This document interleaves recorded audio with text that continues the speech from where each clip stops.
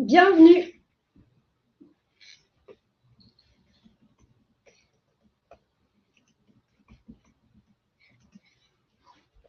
Est-ce que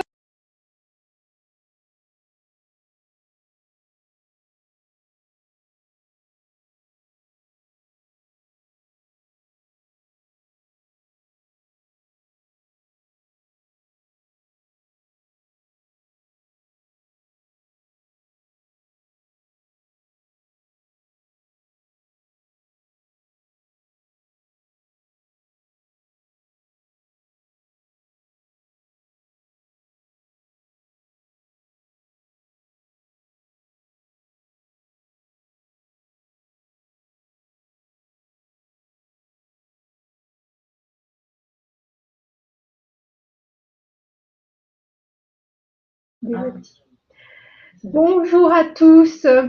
Est-ce que vous nous entendez? Il semblerait qu'on ait notre micro qui ne fonctionnait pas. Donc oui, c'est bon pour le son. Super, bonjour. Merci. Bonjour Nathalie, bonjour Stéphanie. Bonjour Maxime, Clément, bienvenue. Isabelle, Séverine, Virginie, Nawel, Julie.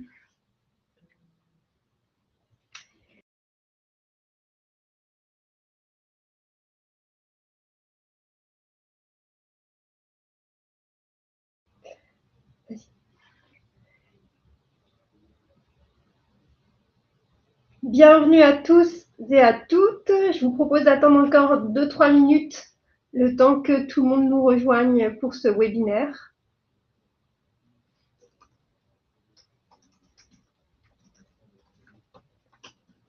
Bonjour Rodrigue, bonjour Agnès, bonjour Anne, bonjour Sophie.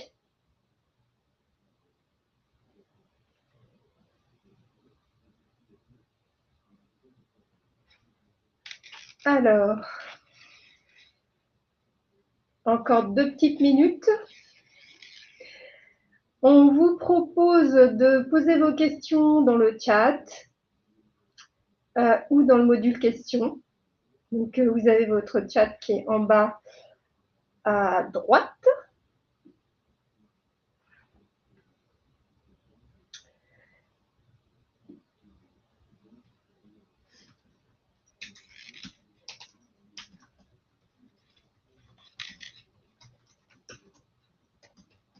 Bonjour Michael, bonjour Agnès.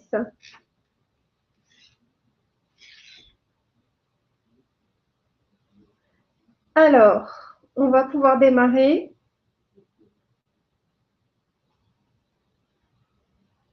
Dans une petite minute, il est 11h03.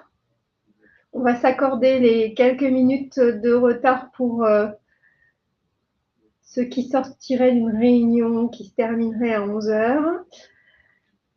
Bonjour Karine. Encore une petite minute.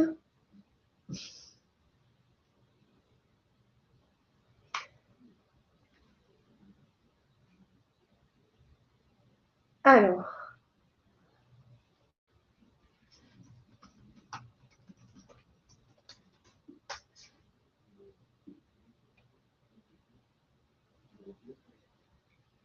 Bon, bah c'est parti, on va démarrer.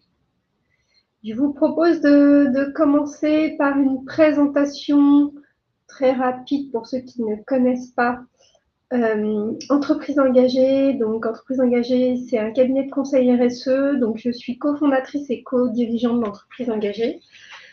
Nous sommes donc des experts pour accompagner les entreprises dans leur démarche RSE. Dans tout secteur d'activité, donc ça va de tout type d'entreprise, services, industrie, sur tous les sujets de responsabilité sociétale des entreprises, hein, donc la conformité CSRD, mais pas que, le statut de société à mission, la stratégie RSE et aussi l'évaluation EcoVadis. Donc nous sommes notamment partenaires d'EcoVadis et également référencés auprès de BPI-France pour accompagner les PME dans le cadre de leur démarche RSE. Voilà, et on s'applique à nous-mêmes ce qu'on propose à nos clients. Donc on est évalué chaque année par EcoVadis On est certifié Bicorp et on s'est doté de notre raison d'être avec un statut de société à mission. Voilà, donc je vous laisse découvrir notre raison d'être. N'hésitez pas à nous suivre sur LinkedIn et à nous faire part de vos suggestions sur les sujets que vous souhaiteriez que l'on aborde. Voilà, et donc pour démarrer ce webinaire, je vais vous présenter Marie-Hélène, qui est notre experte CSRD et qui accompagne les entreprises sur le sujet et plus largement sur tous les sujets climat, carbone, puisque c'est un des piliers fondamentaux et importants de la CSRD. Je te laisse la parole, Marie-Hélène, pour te présenter rapidement et puis ensuite, on vous partagera le déroulé de ce webinaire. Merci Fatima, bonjour à tous et ravie d'être là avec vous pour ce webinaire. Donc comme Fatima l'a dit, je suis experte CSRD pour entreprises engagées et donc nous accompagnons les entreprises dans leur mise en conformité par rapport à cette directive de reporting. Alors sans plus tarder, le sommaire de ce webinaire, on a prévu de terminer à midi. Alors pour commencer, on va faire un point sur la directive et toutes les propositions omnibus, donc décortiquer un petit peu tout ça, savoir où est-ce qu'on en est, ce qui est aujourd'hui proposé, ce qui est validé, ce qui va changer. Ensuite, on vous parlera d'une brique importante et donc qui est un peu la conséquence de cet omnibus, qui est la norme VSME. Et enfin, on vous proposera des pistes de réflexion pour réfléchir, ou aider les entreprises à réfléchir à leur stratégie dans cette incertitude réglementaire.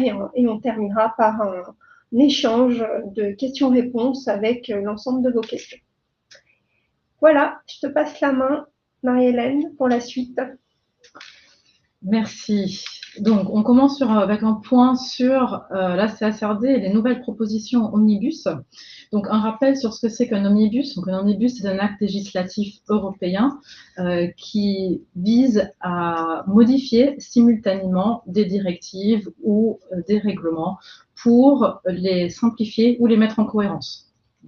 Donc, il y a plusieurs omnibus qui sont en cours en ce moment. Celle qui nous intéresse, c'est l'omnibus sur la durabilité, qui modifie donc simultanément 3 textes, la CSRD sur le reporting de durabilité, la taxonomie sur la classification des activités durables et la CS3D sur le devoir de vigilance. Donc, ce qui nous intéresse aujourd'hui, ce sera principalement les modifications liées à la CSRD, la directive sur le reporting de durabilité. Ce qu'il faut savoir, c'est que les propositions omnibus, on peut les partager en deux catégories. Donc, il y a les propositions qui sont relatives au calendrier d'application, et puis il y a toutes les autres propositions qui sont relatives au contenu, c'est-à-dire les seuils, les normes, l'audit. Et ces deux processus d'adoption vont se conduire en parallèle. Donc, le premier sur le calendrier d'application suit une procédure d'urgence qui a été adoptée par le Parlement européen le 3 avril. Et puis, les autres propositions sont en cours de négociation et discussion en ce moment. Concernant le calendrier d'application, donc, comme je l'ai dit, c'est une procédure d'urgence qui a déjà été adoptée, c'est-à-dire que les propositions que je vous présente aujourd'hui ont été actées. Donc, initialement, qu'est-ce qui était prévu? On avait une rentrée en application des textes sur l'exercice de 2024 pour les grandes entreprises de plus de 500 salariés et qui étaient cotées. Ensuite, l'année suivante, sur l'exercice 2025, c'est toutes les autres grandes entreprises. Les PME cotées devaient publier leur premier rapport sur l'exercice de 2026. Et ensuite, les entreprises non européennes avec activité significative en Europe, c'était pour l'exercice de 2028. Ce qui se passe maintenant avec les propositions, c'est que la vague 2 et la vague 3, c'est-à-dire toutes les autres grandes entreprises qui devaient reporter sur l'exercice 2025 et les PME cotées qui devaient reporter sur l'exercice 2026, maintenant sont reportées de 2 ans. Donc, les grandes entreprises ont jusqu'à 2027 et les PME cotées ont jusqu'en 2028 pour publier leur premier exercice avec publication du rapport donc l'année suivante. Donc des propositions déjà adoptées.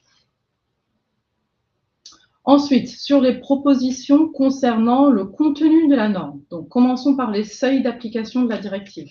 Donc on rappelle que initialement la CSRD devait inclure les grandes entreprises, donc grandes entreprises qui répondaient à 2 des 3 critères, soit plus de 500 salariés, soit plus de 50 millions d'euros de chiffre d'affaires ou plus de 25 millions d'euros de bilan. Elle incluait aussi les PME cotées et les entreprises non européennes qui avaient une activité significative en Europe, c'est-à-dire plus de 150 millions d'euros de chiffre d'affaires sur 2 années consécutives et une grande filiale ou succursale dans l'Union européenne. Ce qui va se passer, enfin, les propositions qui ont été proposées par la directive Omnibus, donc visent dans un premier temps à sortir du champ d'application les grandes entreprises qui ont entre 250 et 1000 salariés, c'est-à-dire qu'on restreint le champ d'application de la CSRD des grandes entreprises à uniquement les grandes entreprises de plus de 1000 salariés. Ensuite, les PME cotées sortiraient aussi du périmètre d'application. Donc, ce qu'il faut savoir ici, c'est qu'avec ces changements-là, les seuils, le rehaussement des seuils est même plus élevé que ce que n'était la directive précédente, donc la NFRD, transposée en France sous forme de la DPEF, où le seuil était à 500 salariés. Donc, gardez cela en tête lorsqu'on va parler des processus de négociation, parce que aujourd'hui, on ne sait pas trop comment vont se dérouler ces négociations, sachant que moins d'entreprises aujourd'hui seraient concernées par la CSRD qui ne le sont actuellement par les dispositions, par la réglementation actuelle, donc la NFRD ou la DPEF. Ensuite, sur les normes. Donc on rappelle que ce qu'il y avait en tant que normes, il y avait 2 textes ESRS, des ESRS transversales pour tout secteur d'activité, et puis les ESRS sectoriels qui n'étaient pas encore publiés, qui devaient être publiés en 2026. Ensuite, il y avait les PME cotées avec leurs propres normes simplifiées et adaptées à leur capacité, et il y avait aussi une norme prévue pour les entreprises non européennes. Les propositions qui ont été faites donc visent premièrement à simplifier les ESRS pour les grandes entreprises. Donc cette simplification doit concerner principalement, on demande à ce qu'on se recentre sur les indicateurs les plus importants. On demande à privilégier aussi les indicateurs quantitatifs plutôt que le qualitatif. Et ce qui est demandé, c'est une meilleure distinction entre les points de données qui seraient obligatoires et les points de données qui seraient volontaires. On proposerait aussi donc de supprimer les ESRS sectoriels. Les normes pour PME cotées seraient aussi supprimées, puisque les PME cotées sortiraient du champ d'application de la CSRD. Voilà. Et pour toutes les entreprises qui ne sont plus concernées par la CSRD, donc qui sortiraient du périmètre, pourraient reporter de manière volontaire selon la VSME qui est cette norme qui était initialement conçue pour les PME non cotées et qui souhaitaient répondre de manière volontaire à la CSRD. Donc cette norme VSME, maintenant, elle est proposée comme étant la référence pour toute entreprise qui sortirait du périmètre de la CSRD, inclus les grandes entreprises qui ne sont plus dans la CSRD et qui voudraient quand même reporter de manière volontaire. Donc, d'autres changements proposés, on va passer rapidement là-dessus, mais c'est juste pour que vous ayez une idée. Le cap sur la chaîne de valeur qui était applicable aux PME, c'est-à-dire qu'aucune grande entreprise, aucune donneur d'ordre ne pouvait demander, exiger des informations aux PME dans sa chaîne de valeur qui ne seraient pas incluses dans cette norme volontaire.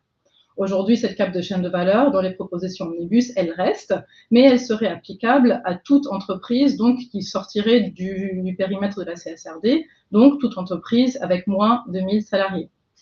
Il y a aussi des dispositions qui changent autour de la taxonomie, avec un opt-in pour les grandes entreprises dont le chiffre d'affaires serait inférieur à 450 millions d'euros, et un seuil de matérialité possible qui s'élèverait à 10%. Et puis finalement, pour l'audit, donc il y avait la possibilité de passer en assurance raisonnable en 2028. Dans les propositions omnibus, il est proposé de rester à l'assurance limitée. Donc ces changements sont-ils définitifs? Donc, un petit rappel sur le processus législatif européen. Donc, les propositions sont faites au niveau de la Commission, qui sont présentées et qui doivent être adoptées par le Parlement européen et le Conseil. Ensuite, ces dispositions doivent être transposées dans tous les États membres.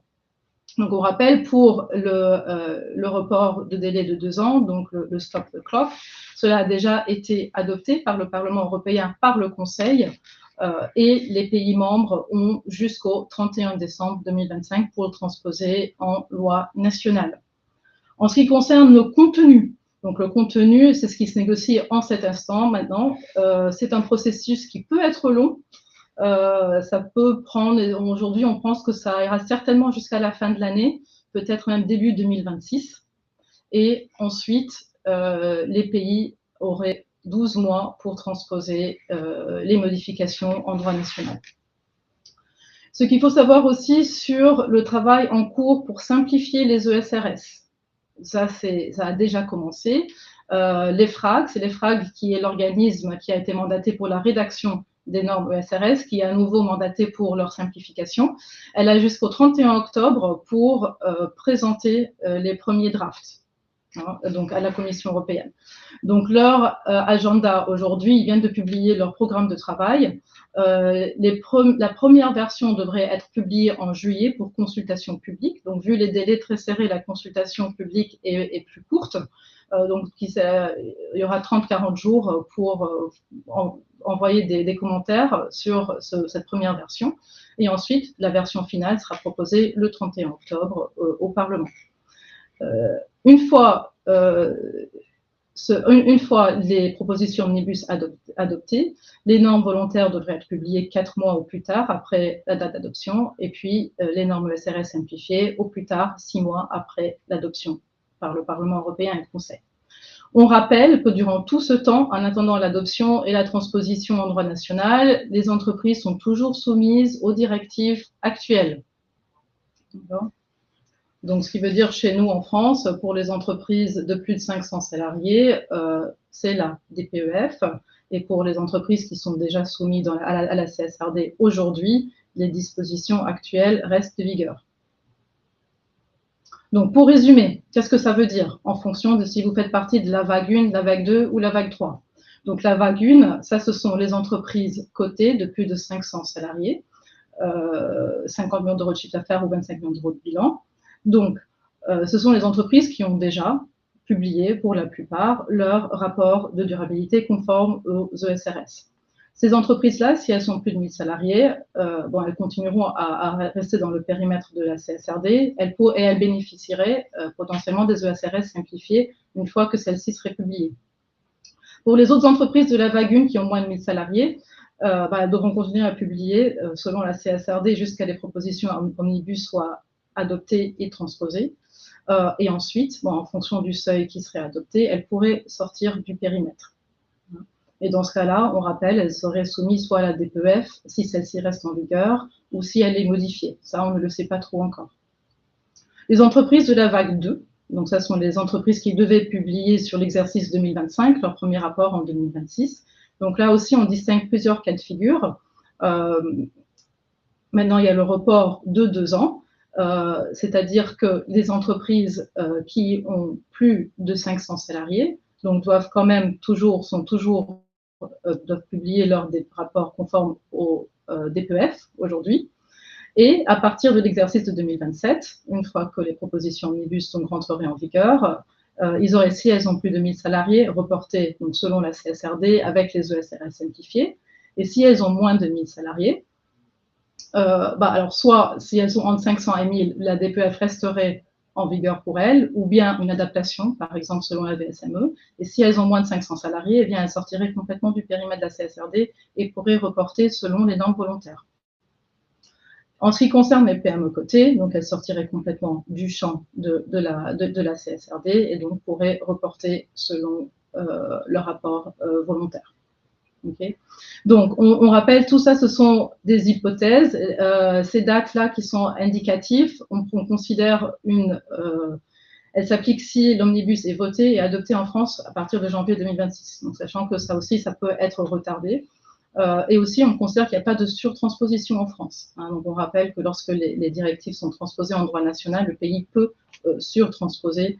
On ne sait pas encore dans quelle direction cela prendra, surtout prenant en compte qu'on a la DPEF en France qui est aujourd'hui applicable à toute entreprise, donc sauf les SAS, mais qui ont plus de 500 salariés. Donc la France, en tout cas, n'a pas tardé à transposer le report de délai. Donc ça s'est fait très très très rapidement après le vote au Parlement européen. Donc le report de 2 ans a été formellement acté pour les entreprises de la vague 2 et la vague 3. Dans cette loi qui est sortie, qui a été adoptée par le Sénat en avril, il y a aussi la possibilité d'omettre les informations qui sont listées dans l'annexe C de l'ESRS 1. Donc, c'était des dispositions transitoires qui permettaient aux entreprises de reporter jusqu'à 3 ans la publication de certaines dispositions. Donc là, pour être consistant avec le report de 2 ans, il est aussi indiqué que les entreprises peuvent omettre pendant 3 exercices ces dispositions. En ce qui concerne le secret des affaires, ça a aussi été étendu, donc c'est la possibilité d'omettre les informations qui sont de nature, qui peuvent nuire gravement à la position commerciale de la société. Et aussi, les conditions d'audit ont été assouplies, les sanctions pénales ont été assouplies, avec la suppression des sanctions pour défaut de nomination et de convocation à l'AG d'un commissaire aux comptes ou d'un outil.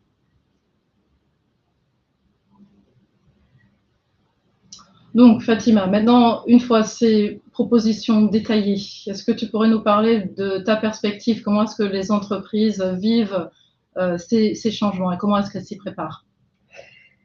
Alors, comment elles vivent ces changements? Elles se demandent concrètement dans quelle direction il faut aller, puisque jusqu'à fin 2024, elles se préparaient à lancer un chantier pour avoir leur premier rapport de durabilité, donc préparer cette mise en conformité réglementaire. Et puis, roulement de tambour, retour en arrière, on rebat les cartes et on revoit les règles du jeu.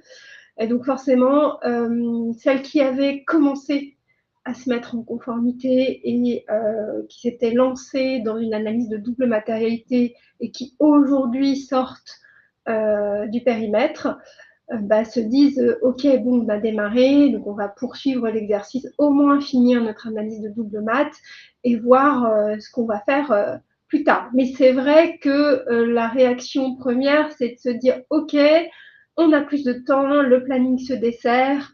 Est-ce qu'on peut éventuellement repousser ce projet ou le faire de manière plus tranquille? Donc en fait, c'est soit ils sont debout sur leurs freins et ils se disent bon, on arrête tout et puis on verra ça plus tard parce que c'est pas prioritaire. Donc ça, c'est vraiment la réaction, on va dire, avec une vue très court terme. Et puis il y a ceux qui se disent bon, tant qu'à faire, on avait prévu un budget, on avait prévu de mobiliser du temps.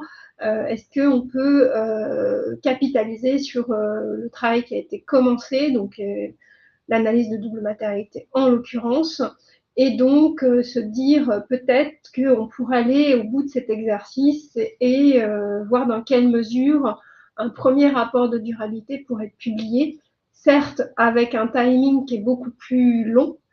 Donc ça, c'est la réflexion des entreprises vraiment qui sortent du scope et qui étaient entre 250 et 700 salariés.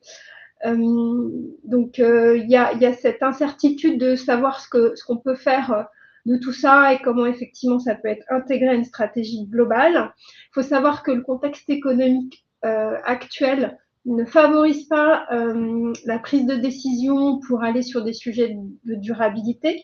Donc, c'est d'autant mis en stand-by que les ressources ne sont pas forcément pléthores dans les entreprises, notamment les PME. Donc aujourd'hui, il y a une posture d'attentisme qui est très forte, posture numéro 1. Et la posture numéro 2, c'est d'y aller de manière très volontaire et de se dire de toute façon, on ne va pas y couper et pourquoi attendre alors qu'on avait de toute façon prévu de le faire. Donc ça, ce sont plutôt des entreprises qui ont déjà investi sur les sujets de durabilité, soit en matière de carbone, soit en matière de RSE. Et enfin, il y a les grandes entreprises, donc typiquement des ETI qui sont effectivement encore soumises et qui restent dans le scope. Celles-ci, elles nous disent clairement, de toute façon, mes clients me demandent, des grands groupes me demandent de plus en plus de données. Moi-même, je dois collecter des données auprès de mes entités et je dois aussi regarder ma chaîne de valeur et je vais aussi interroger mes fournisseurs. Même si elles n'ont pas d'obligation et qu'elles sortent de ce reporting, je vais de toute façon avoir besoin de collecter un certain nombre de données et c'est notamment le cas sur le sujet climat.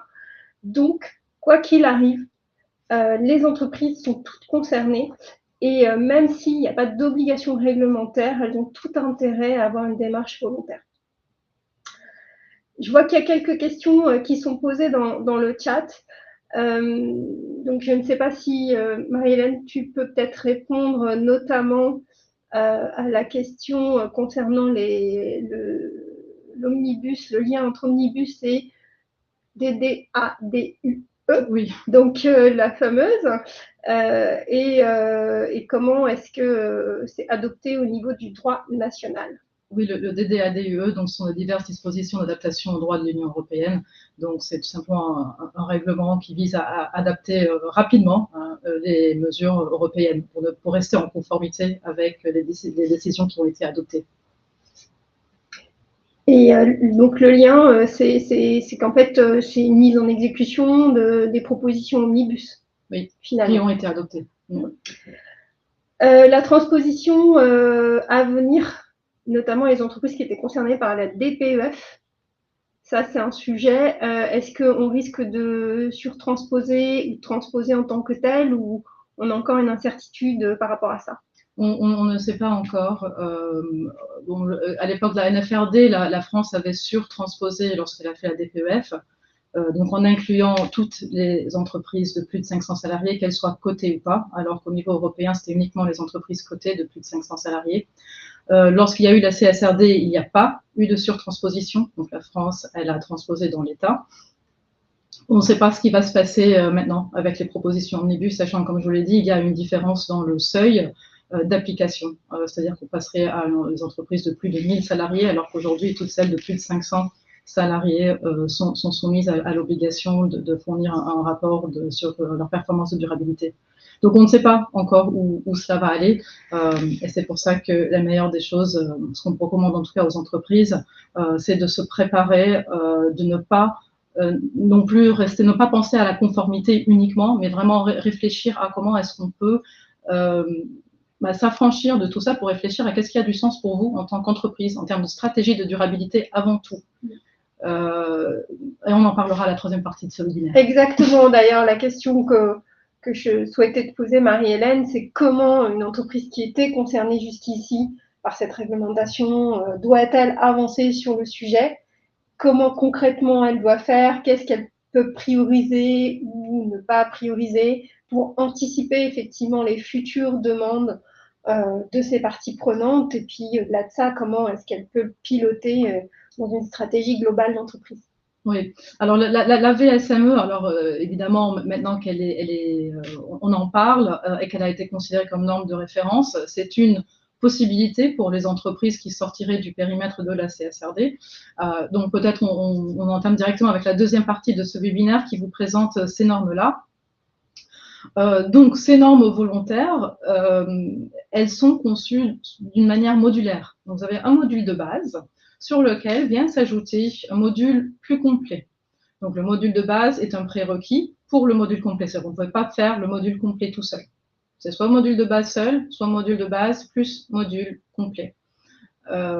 Cette norme, elle a été conçue initialement pour les plus petites entreprises, donc celles qui ne rentraient pas dans le périmètre initial de la CSRD.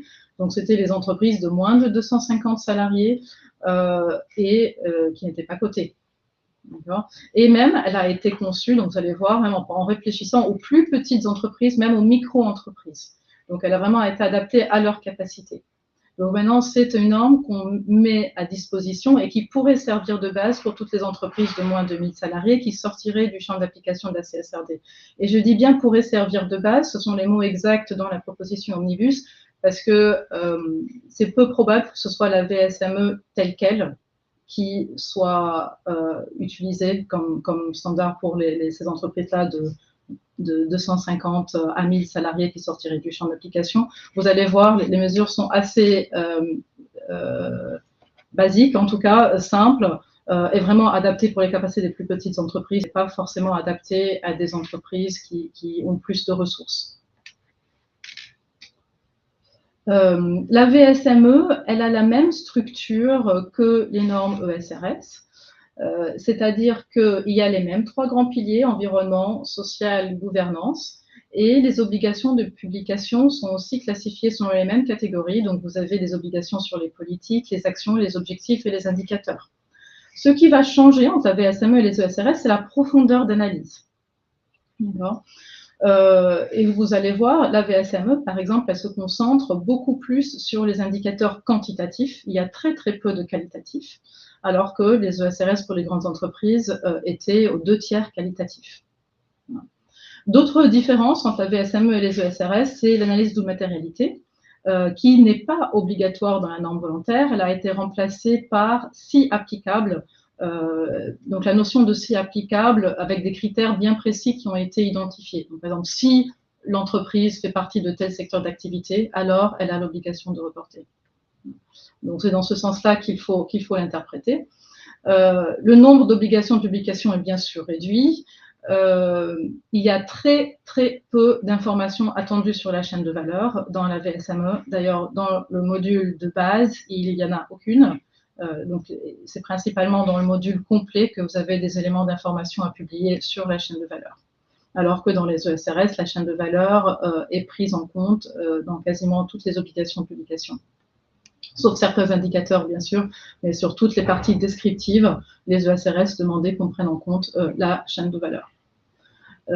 La consolidation, elle est recommandée mais non obligatoire dans la VSME, alors que dans les ESRS, vous avez l'obligation de prendre en compte le périmètre de vos comptes financiers. Dans la VSME, c'est recommandé mais non obligatoire. Et puis, pour terminer, l'audit n'est pas obligatoire dans la VSME puisque c'est une norme volontaire, alors qu'elle est en assurance limitée pour les ESRS pour les grandes entreprises. Voici la structure des normes. Donc, vous avez le module de base avec le module complet. Donc, vous voyez bien la même structure. Vous avez des normes d'ordre général, des normes sur l'environnement, sur le social et sur la gouvernance. Pour l'environnement, vous voyez, par exemple, vous avez classiquement les mêmes sujets que pour les ESRS des grandes entreprises, donc l'énergie et les gaz à effet de serre, la pollution, la biodiversité, l'eau, l'économie circulaire. Sur le volet social, vous avez les sujets autour des effectifs propres, la santé-sécurité, la rémunération, le dialogue social et la formation. Et puis, sur le volet gouvernance, vous avez uniquement des informations sur les condamnations pour corruption. C'est dans le module de base. Et dans le module complet, bon, vous avez certaines obligations de publication supplémentaires. Certaines sont optionnelles, hein, pas tout est obligatoire. Notamment, par exemple, les émissions en scope 3 de gaz à effet de serre. Donc, il n'y a que le scope 1 et 2 qui est obligatoire dans le module de base. Dans le module complet, le scope 3 est ajouté, mais uniquement si cela est pertinent pour les entreprises. Donc, il n'est même pas obligatoire. Il est optionnel en fonction de la matérialité des scope 3 pour les entreprises. Il y a aussi le plan de transition climat à ajouter et les entreprises doivent aussi publier les risques climatiques, les risques physiques sur le climat. Sur le volet social, vous avez des informations à publier supplémentaires sur les effectifs, sur le respect des droits humains et les incidents sur les droits humains. Et puis, en gouvernance, vous avez en plus des condamnations pour corruption, vous avez les revenus que vous obtenez de certains secteurs, ce sont surtout les secteurs fossiles, des énergies fossiles, et puis le ratio homme-femme au comité de direction. Donc là, vous voyez dans le module complet, les seuls items qui se rapportent à la chaîne de valeur sont ceux auxquels, à côté, vous voyez ce petit icône-là de la chaîne de valeur. Donc c'est sur les émissions de gaz à effet de serre Scope 3, les risques climatiques et les incidents sur les droits humains, pour lesquels une entreprise, si elle a l'information, doit publier son impact sur les chaînes de valeur. Donc vous voyez, c'est quand même très succinct, en tout cas, la prise en compte de la chaîne de valeur. En tout cas, il n'y a rien du tout dans le module de base et uniquement sur certaines dispositions du module complet. Voici un exemple pour vous permettre de mieux appréhender ce qu'on entend par si applicable. Ça, c'est l'exemple de B6, donc les obligations de publication sur l'eau. Donc, ce qui est obligatoire, c'est de publier la quantité d'eau prélevée en total sur des sites situés en zone de stress hydrique. Et si applicable, alors là, c'est précisé, si l'entreprise a des process qui consomment une quantité significative d'eau, dans ce cas-là, il faut aussi reporter la consommation d'eau. On entend par consommation la quantité prélevée moins la quantité rejetée. Ce que la VSME fait de bien, ça c'est peut-être utile même pour toutes les entreprises, quelle que soit leur taille, il y a beaucoup plus d'explications sur ce qu'on entend par les indicateurs, les définitions, la méthodologie, et vous avez aussi des exemples de présentation, comme le tableau que vous voyez en dessous. Et il y a aussi des outils qui sont mentionnés avec des sources de référence. Donc ça a vraiment été pensé pour les entreprises qui ont peu de ressources, et c'est pour ça qu'ils ont été un pas plus loin dans les explications. Mais du coup, ça peut être intéressant pour n'importe quelle entreprise de les lire, parce que ça peut apporter des informations assez précieuses sur comment interpréter, comment comprendre certains indicateurs. Voilà, ça c'est un autre exemple sur le C6, donc qui fait partie du module complet, donc les politiques et processus de gestion des droits humains. Ce qui est obligatoire, c'est de dire si l'entreprise a un code de conduite ou une politique sur les droits humains concernant ses effectifs propres, répondre oui ou non. Pareil, s'il y a un mécanisme de remontée de gestion des plaintes, pareil, répondre oui, non. Et puis, si vous avez une politique, dire si elle couvre le travail des enfants, le travail forcé, etc. Pareil, toujours répondre par oui, non.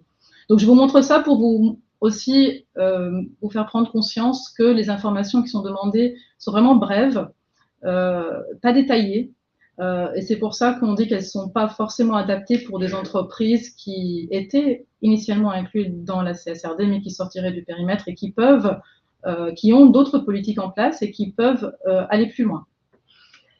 Justement, il y a quelques questions avant d'aller sur notre troisième partie dans le chat, des questions hyper intéressantes. Comment est-ce qu'une analyse de double matérialité déjà effectuée peut être utile dans la production d'un rapport VSME? Et comment est-ce que finalement l'entreprise qui a fait son analyse de double mat peut basculer sur les normes volontaires? Alors ça oui, on va en parler d'ailleurs dans la troisième partie, mais l'analyse double matérialité, elle est très structurante. Nous, en tout cas, on la recommande, voilà, même si l'entreprise n'est pas inclue dans le périmètre de la CSRD, c'est un vrai outil qui vous permet d'identifier où se situent vos impacts et surtout les prioriser. Donc, pour avoir fait cet exercice, nous, avec nos clients, il y a souvent des impacts qui ressortent. Ils peuvent être sur l'environnement ou bien même sur la performance financière de l'entreprise, auquel l'entreprise n'avait pas forcément conscience. Et donc, c'est un véritable outil qui vous permet d'identifier où se situent vos impacts principaux et de les prioriser. Après, le lien avec la VSME, cela vous permet de comprendre mieux là où vous avez un enjeu. La VSME, donc je vous ai dit, ça remplace par si applicable, mais de toute manière, toute la norme, elle est volontaire. Donc après, si vous voulez aller plus loin, et on le recommande fortement, surtout si vous avez déjà fait le pas de faire l'analyse de matérialité, d'aller même plus loin que ce que nous demande la norme VSME sur les sujets qui vous sont matériels. D'ailleurs, on va en parler à la troisième partie. Ok, très bien. Donc, moi, j'avais une question aussi pour peut-être rejoindre cette troisième partie. Pour une entreprise qui engage cette démarche volontaire, est-ce que c'est valorisable, valorisant? Comment est-ce que matériellement, elle montre qu'elle est dans une démarche volontaire? Oui, alors c'est une démarche qui est valorisable.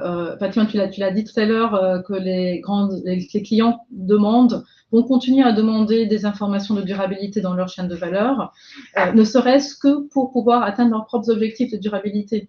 Donc ça va rester. Et si une entreprise peut venir avec des indicateurs qui sont, dans la VSME, c'est considéré des indicateurs qui sont un minimum aujourd'hui, qui sont le minimum requis. Donc si déjà vous avez ce minimum, voilà, c'est déjà une première étape. Après, en fonction de votre taille, ce ne sera peut-être pas suffisant. Hein, voilà. Et ce sera après à vous de moduler le curseur en fonction de votre ambition aussi. Est-ce que vous ferez votre stratégie de durabilité? Est-ce que vous positionnez comme un leader sur certains de ces enjeux? Ou bien est-ce que vous voulez, parce que vous n'avez pas le temps, vous limiter à faire uniquement le minimum? Donc ça, ce sera à chaque entreprise de décider. Mais certainement, c'est valorisable aujourd'hui parce que les clients vont continuer à le demander, les acteurs financiers aussi vont continuer à le demander. Et surtout, ces créations de valeur, tout ça, parce que ça vous permet d'être plus attractif auprès de vos parties prenantes. Ça vous permet de réduire vos coûts, de réduire votre coût à l'accès au financement aussi, par exemple. Donc voilà, donc ça a beaucoup d'avantages qui peuvent certainement être valorisés. Et puis je pense avoir vu une question sur EcoVadis aussi. Eh bien, je pense que si vous avez une analyse de matérialité, voilà, vous avez aussi des points supplémentaires. Ouais, idem pour le standard Bicorp. Ouais. Puisque tous ces référentiels, que ce soit EcoVadis ou Bicorp, font en sorte effectivement de valoriser, comme on le valorise à travers des certifications diverses, ISO, etc., la maturité RSE de l'entreprise et ses engagements. Et d'ailleurs, on a un livre blanc à ce sujet, EcoVadis et CSRD, donc vous pourrez le télécharger à la fin de ce webinaire. Alors, où peut-on télécharger la VSME? Une autre question de Julie. Alors, la VSME, j'avais mis le lien justement dans le titre de cette section-là. Peut-être Fatima, on pourra le recopier et le remettre dans le chat. Ouais. C'est en anglais, malheureusement. Il y avait eu une version traduite, mais ce n'était pas pour la VSME finale, c'était pour une version intermédiaire. Et il y aura peut-être une version traduite d'ici quelques temps, mais ça a encore le temps de bouger. Oui. Donc, voilà, ça bouge pas mal ces derniers temps.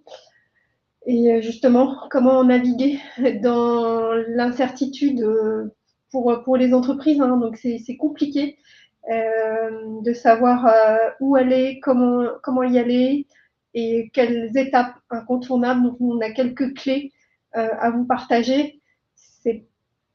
Voilà, c'est pas forcément la bonne recette pour tout le monde selon sa situation, son contexte, sa maturité, etc. Mais c'est des clés de compréhension pour effectivement continuer à cheminer vers plus de sens et de durabilité. En tout cas, nous, on est persuadés qu'il faut y aller par étapes et puis surtout, il faut y aller avec une réflexion stratégique globale et pas en silo. Parfait. Ok, là, je viens de vous mettre le lien de la VSME dans le chat, donc sur le site de l'EFRAG. Ok. Alors, comment naviguer dans toute cette incertitude? Donc, on fait quoi? On fait la VSME, on fait VSME avec un peu plus, on fait ESRS avec un peu moins, ou bien on fait toute la ESRS. Alors, c'est vrai que beaucoup d'entreprises sont dans un dilemme. D'un côté, vous avez 2 ans de plus, donc on se dit, c'est bien, on ne veut pas quand même se tourner les pouces, on veut quand même commencer à préparer, à anticiper le travail pour être plus serein dans 2 ans. Mais en même temps, vous ne voulez pas trop engager de ressources parce que vous ne savez pas trop dans quelle direction tout ça va aller. Donc, ce sont des interrogations tout à fait légitimes. Alors, comment on fait? Alors, la première chose qu'on recommande, c'est d'être bien au clair sur vos ambitions et surtout, vous donner des billes pour convaincre votre hiérarchie, parce que c'est vrai que certains d'entre vous ont peut-être dû se battre un petit peu pour avoir des financements, un budget pour faire votre rapport de durabilité, et puis soudainement, maintenant, vous avez 2 ans, et c'est vrai que la tentation de certains dirigeants peut être de se dire, on fait le minimum maintenant, et puis on adressera ce sujet un peu plus tard. Donc, comment est-ce qu'on fait, hein? Comment est-ce que vous faites? En fait, votre rôle va être de passer d'un discours de conformité réglementaire à celui de création de valeur. Vous avez 2 ans, c'est vrai. Il y a beaucoup de choses maintenant dont peut-être vous n'auriez plus l'obligation de faire. Vous avez prévu des budgets pour l'audit, peut-être vous n'en aviez plus besoin. Donc, en fait, c'est une opportunité en fait, de se recentrer sur ce qui compte vraiment, sur des véritables actions à impact plutôt que de la conformité réglementaire.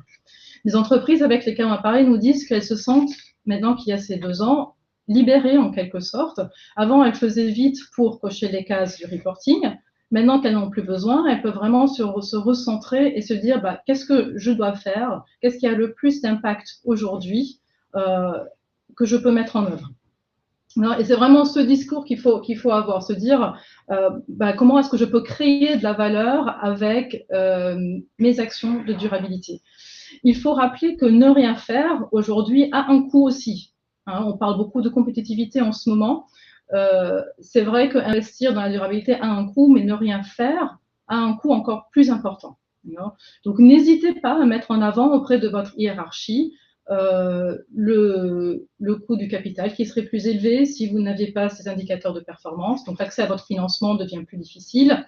Les coûts d'assurance aussi, particulièrement si vous êtes vulnérable à des risques physiques et climatiques. Il y a aussi plus de risques, plus d'exposition à des sanctions réglementaires. Vous avez plus de risques sur l'approvisionnement en ressources aussi, si vous dépendez de ressources naturelles pour votre activité. Et il y a aussi des risques liés à la perte de réputation auprès de clients, d'investisseurs. Donc ça aussi, n'hésitez pas à les quantifier. Il y a aujourd'hui des modèles qui existent. Et il est important qu'on sache, on parler aux dirigeants avec le même langage qu'eux-mêmes utilisent pour prendre des décisions, c'est-à-dire avec un langage business, donc où on essaye de quantifier financièrement qu'est-ce que ça veut dire de ne rien faire et à quoi s'expose l'entreprise en termes de perte de revenus, coûts et risques si elle ne fait rien. D'accord ? Ensuite, il y a aussi le discours de création de valeur aussi. C'est de dire que si on investit aujourd'hui, on peut créer de la valeur justement parce que on se protège de tout ce qu'on vient de dire. Donc, on peut bénéficier d'une réduction de coûts, réduction des risques, augmentation de la perception d'attractivité de l'entreprise face à des clients, à des investisseurs, et aussi être plus compétitif aussi sur un marché qui est en quête de produits plus responsables. Donc, n'hésitez pas à mettre en avant cet argument de création de valeur et puis se dire, si on ne fait rien, finalement, même financièrement pour l'entreprise, ce n'est pas une bonne idée.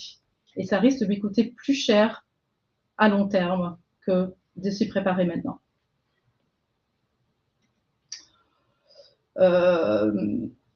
Ensuite, prioriser, c'est le maître mot, mais prioriser intelligemment. C'est-à-dire, vous n'avez plus besoin de tout faire, mais vous pouvez sélectionner les enjeux sur lesquels vous aurez le plus d'impact. Donc, on a parlé d'analyse de matérialité. Elle reste très structurante et c'est une très bonne pratique à garder. Donc, si vous l'aviez commencé, terminez-la. Si vous ne l'aviez pas encore commencé, on ne peut que vous recommander de la faire parce que pour l'avoir fait plusieurs fois avec des clients, c'est vraiment très riche en enseignement. Et en plus, ça vous permet de prioriser et d'identifier qu'est-ce qui est le plus important aujourd'hui pour vous, pour vos parties prenantes, en matière d'impact sur l'environnement, sur les sociétés, mais aussi sur votre performance financière. Ne pas hésiter à prioriser en fonction des réglementations qui existent déjà. On est en France, donc on a déjà certaines mesures dont les entreprises sont déjà tenues de reporter, notamment sur le volet social, sur Sapin 2 avec la corruption, et puis sur le climat aussi, qui reste très prioritaire. Ça reste l'enjeu très prioritaire aujourd'hui et sur lequel de nombreux clients et acteurs financiers attendent les entreprises là-dessus. Donc, n'hésitez pas à engager des actions sur ces sujets-là. Et aussi, une manière d'identifier ce qui est le plus important pour vous, c'est aussi de regarder vos plans de prévention de risques qui sont actuellement en place. Si vous avez des mesures en place, c'est que forcément, ce sont des sujets que vous considérez comme importants. Donc, voilà, donc vous pouvez, il est très important, donc, dans ce flou réglementaire, de se recentrer sur les enjeux prioritaires, sur ce qui compte vraiment, sur ce qu'on sait, restera quoi qu'il arrive. D'accord ? Et vous avez vu la VSME, c'est le strict minimum. On n'ira jamais plus bas que la VSME. D'accord ? Et déjà, dans la VSME, vous avez déjà des notions de climat, effectifs propres, donc sur le social et sur la corruption avec la conduite des affaires. Ça veut dire que pour les entreprises qui ne l'ont pas encore fait, se doter d'un bilan carbone? Alors, certainement se doter d'un bilan carbone. Alors, même s'il n'y a que le scope 1 et 2 qui est obligatoire dans le module de base, le scope 3 est dans le module complet et c'est que si applicable. On recommande fortement aux entreprises de faire un bilan carbone total, enfin un bilan d'émissions de gaz à effet de serre complet, ne serait-ce que pour répondre aux attentes de vos clients et des acteurs financiers. Il faut savoir que les grandes entreprises, elles sont dans le champ de la CSRD. Elles ont publié leurs obligations, leurs objectifs de décarbonation. Elles ont publié des trajectoires de décarbonation, certaines qui ont été validées par la science, par SBTi. Donc, elles vont, année par année, elles vont publier leurs performances. Elles vont se retourner vers leurs fournisseurs pour avoir des informations plus précises sur leur chaîne de valeur, sur les émissions liées à leur chaîne de valeur, sinon elles ne pourront pas décarboner. Et ça, c'est très important parce que si vous ne le faites pas, ce n'est qu'une question de temps avant qu'elles se tournent vers des entreprises qui sont capables de fournir ces informations, parce qu'elles en ont besoin pour prouver qu'elles ont bien pu décarboner. Oui, montrer qu'elles ont fait des efforts sur leur chaîne de valeur et donc obtenir pour elles des émissions les plus précises possibles, des émissions exactes. Exactement. Troisième point, ce qu'on recommande, c'est d'utiliser la structure des ESRS comme une feuille de route stratégique. C'est-à-dire, vous connaissez la structure, politique, action, objectif, indicateur. Alors, sans se perdre dans le détail des data points, parce que ce n'est absolument pas productif, mais vous pouvez maintenir cette structure-là pour réfléchir sur les enjeux qui sont sortis comme prioritaires. Est-ce que vous avez en place des politiques? Si oui, est-ce que vous avez en place des actions, des objectifs? Et si oui, est-ce que vous savez comment les mesurer? En fonction de votre maturité, on recommande de prioriser les indicateurs quantitatifs, en tout cas en premier lieu, parce que si vous ne pouvez pas mesurer ce que vous faites, ça ne sert à rien de mettre en place des objectifs ou même des actions. L'important, c'est de pouvoir mesurer ce que vous faites, et puis on l'a bien vu, s'il y a une priorité qui sera donnée avec la refonte des ESRS, ce sera bien sûr de se recentrer sur les indicateurs quantitatifs et surtout la fiabilité des données. Donc, il y a beaucoup de données encore qui restent approximatives, qui sont estimées. Utilisez ces 2 ans pour vraiment comprendre ce que vous pouvez faire pour améliorer la fiabilité, la crédibilité, la qualité de vos données. Et puis, dernier point, ce qu'on recommande, c'est d'utiliser ce large spectre de normes maintenant à notre disposition pour faire ce qu'on appelle un peu du mix and match en fonction de là où vous voulez placer le curseur.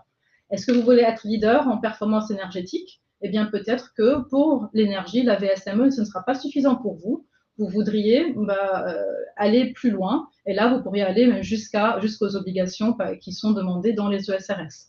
En revanche, si par exemple, vous voulez un autre enjeu, vous voulez juste faire le minimum parce que ce n'est pas un enjeu important pour vous, ou vous n'avez pas les ressources en place pour l'instant, eh bien là, vous pouvez vous contenter de l'indicateur qui est suggéré dans la norme volontaire. Donc, vous avez un spectre. Au milieu, là, je parle de la norme pour les PME cotées, donc la LSME. C'est vrai qu'on n'a pas beaucoup parlé, maintenant que les PME sortiraient peut-être du champ d'application de la CSRD. Cette norme, elle a quand même été bien avancée. Il y a même ce qui existe aujourd'hui, elle a été bien développée. Pour l'instant, on n'a pas une version finale de cette norme, mais il y a une version intermédiaire qui est sur le site de l'EFRAG et qui peut aussi être un intermédiaire entre la VSME, qui peut être un peu basique pour certaines entreprises, et les ESRS, qui peuvent être un peu plus avancés. Et d'ailleurs, j'en parle parce que dans le programme de travail de l'EFRAG, pour la simplification des ESRS, il est demandé de prendre en compte les simplifications qui ont été mentionnées dans cette norme LSME, pour PME cotée. Donc, ça peut être un juste milieu pour certains d'entre vous. Là, je donne un exemple. Ce que vous voyez, c'est l'indicateur sur la consommation énergétique. Vous pouvez voir la différence entre ce qui est demandé dans la VSME, donc l'énergie totale consommée et ventilée par électricité et combustible, renouvelable et non renouvelable. Dans la LSME, vous avez en plus des ventilations sur le type d'énergie non renouvelable, et vous avez aussi l'intensité énergétique par chiffre d'affaires pour les secteurs à fort impact climatique. Et dans les ESRS, on va encore un niveau plus loin. Vous avez encore une plus grande granularité sur le type d'énergie renouvelable. Et puis, vous avez en plus une réconciliation avec les états financiers. Et donc, vous aurez cette augmentation en détail sur tous les indicateurs. Là, je vous ai présenté l'énergie, mais tous les indicateurs, c'est pareil. Ça va de plus en plus élevé avec les normes. Donc voilà, donc que retenir après tout ça? Donc, premièrement, les négociations politiques autour de l'omnibus vont prendre du temps et il est très probable que nous n'ayons pas, enfin, on ne sait pas dans quelle direction cela ira avant la fin de l'année, voire même début 2026. Donc les négociations ont débuté, voilà, mais ça peut prendre du temps. À savoir que même si les règles de reporting changent, les enjeux de durabilité restent. Et ça, c'est très important. Donc, les acteurs financiers, vos clients, les grandes entreprises vont privilégier les partenaires responsables qui peuvent les atteindre, qui peuvent les aider à atteindre, eux, leurs objectifs durables. Donc, c'est très important maintenant, surtout dans ce flou réglementaire, de prendre du recul par rapport à tout ce contexte législatif et se dire qu'est-ce qui a du sens pour ma stratégie de durabilité et comment est-ce que je peux créer de la valeur en prévenant mes impacts, en atténuant mes impacts. La VSME, elle a été conçue en pensant aux PME les plus petites. Donc, on le répète, elle est adaptée pour les micro-entreprises et pour les petites entreprises, elle est moins adaptée pour les entreprises entre 250 et 1000 salariés qui auraient été capables de répondre aux obligations des ESRS. Donc, pour ces entreprises-là qui sortent, vous allez peut-être vous sentir un petit peu sur votre faim avec la VSME en disant on peut faire plus. Et pour vous, n'hésitez pas, comme on a dit, à moduler le curseur en fonction de vos ambitions sur chacun de vos enjeux prioritaires. Donc, le report de 2 ans, c'est vraiment une opportunité pour prendre du recul par rapport à toute cette conformité réglementaire et vous recentrer sur votre stratégie de durabilité, réfléchir à fiabiliser vos données et à identifier vos enjeux à fort impact. Et n'hésitez pas à, comme on l'a dit, à prioriser ce qui est le plus important pour vous et à utiliser toute la panoplie des ESRS que vous avez à votre disposition aujourd'hui pour définir quelle est la granularité que vous voulez avoir sur tel ou tel enjeu en fonction de votre ambition. Voilà, je pense qu'on a peut-être quelques minutes, Fatima, peut-être pour répondre à quelques questions. Oui, avant de conclure, il nous reste 3-4 minutes. Donc, n'hésitez pas, si vous avez encore des questions, on vous enverra de toute façon le replay ainsi que la présentation. Je vais vous envoyer dans le chat le lien vers nos livres blancs. N'hésitez pas à revenir vers nous si vous avez des questions. En résumé, ce qu'on peut dire, c'est que finalement, c'est aussi une opportunité pour les entreprises qui sortent donc du scope de moduler et d'identifier les piliers stratégiques selon son secteur d'activité, selon ses risques, selon aussi sa trajectoire et sa maturité pour y aller par étapes. Donc, l'idée, c'est de commencer, et pour celles qui ont déjà commencé, de poursuivre, tout en ayant un plan à moyen terme, voire à long terme, puisque de toute façon, vous êtes toutes concernées, toutes les entreprises sont concernées, quelle que soit sa taille. Bien entendu, les exigences ne sont pas les mêmes quand on est une toute petite entreprise VS, une grosse PME en croissance. Donc, l'objectif, c'est vraiment de se poser et de voir comment adapter finalement votre stratégie et le référentiel qui va bien. Aujourd'hui, pour s'informer, est-ce que tu peux nous dire comment finalement on peut s'informer sur le sujet, comment est-ce qu'on peut rester en veille sur le sujet puisque ça bouge, puisque les politiques changent, évoluent et qu'on voit bien que même au niveau des pays européens, on n'est pas tous logés à la même enseigne. Est-ce que tu nous recommandes un endroit particulier pour rester en veille Bon, je t'ai vu citer les FRAG. Est-ce que c'est la référence? Est-ce qu'il y en a d'autres? Les FRAG est une bonne source d'information. Ils publient assez régulièrement sur leurs activités. Leurs réunions sont en ligne aussi. Vous pouvez même visionner certaines de leurs présentations à leur comité. Donc oui, certainement, c'est une bonne source. Mais sinon, il y a d'autres acteurs. Il y a le portail RSE en France qui est très actif aussi et qui centralise toutes ces dispositions réglementaires. C'est assez facile d'utilisation aussi. Et c'est à l'avantage d'être en français. Oui, parce que beaucoup de ressources sont plutôt en anglais. Oui, sur les FRAG, oui. Issues du Parlement européen. Si on va directement à la source, ce serait sur le site du Parlement européen. Oui. Alors, les textes législatifs, bien sûr, sont traduits en français. Mais oui, tout ce qui est sur le site de l'EFRAG est en anglais. Alors, je vais vous copier-coller ici le lien vers nos livres blancs. Donc, on a plusieurs sujets, et notamment pour répondre à une des questions qui était de faire le lien entre CSRD et EcoVadis. Et en préparation, donc restez connectés. Nous allons publier en juin un livre blanc sur la VSME pour que vous ayez vraiment toutes les clés sur le sujet. L'objectif pour nous, c'est de vous publier régulièrement des informations qui sont pertinentes, pragmatiques, avec une approche très pratico-pratique pour les entreprises. Donc, n'hésitez pas à nous suivre sur LinkedIn, n'hésitez pas à nous contacter si vous avez des questions ou des suggestions pour un article, pour un thème de webinaire. Tout en sachant que, bien sûr, on fera des mises à jour de ces différents livres blancs le moment venu, puisque vous avez bien vu que ça risque encore d'évoluer en fonction des décisions et des discussions en cours en ce moment sur ces référentiels et cette réglementation, ces normes pour les grandes entreprises et puis pour toutes les autres qui sont impactées indirectement. Voilà, donc pour conclure, je souhaite remercier infiniment Marie-Hélène. Je vous remercie aussi toutes et tous pour votre participation. Donc, je vous dis à très vite. Prochain webinaire, là, courant mai, sur un tout autre thème. On va parler notation EcoVadis.